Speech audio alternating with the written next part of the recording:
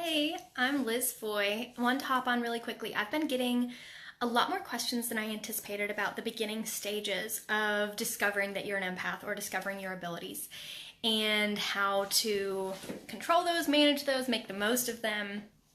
And I have been getting these questions and I've been making lists and I've been thinking back through what worked for me, what has worked for clients that I've worked with.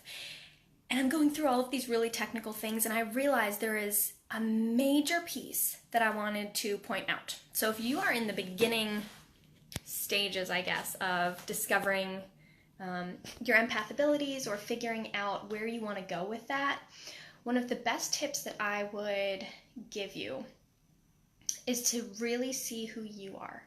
The authenticity of yourself. That's why one of the first steps of this group is authentic.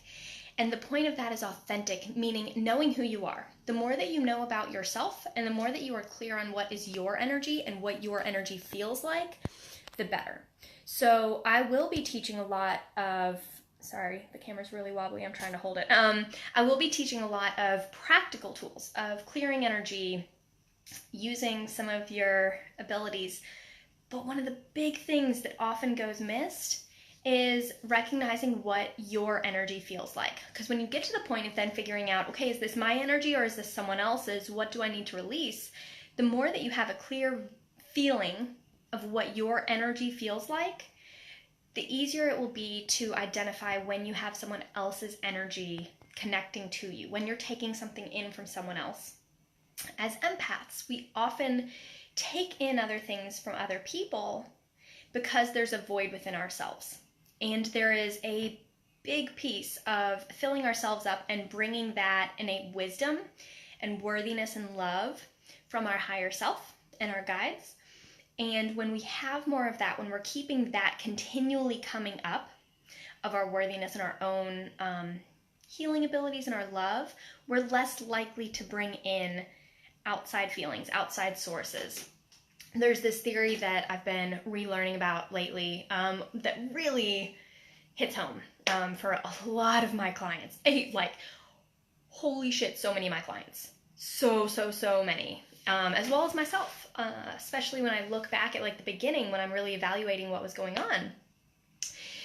This worthiness aspect. And I talk about worthiness a lot because it is so applicable to so many people. So this worthiness of, is my love worthy to give to someone? Is what I have to offer worthy?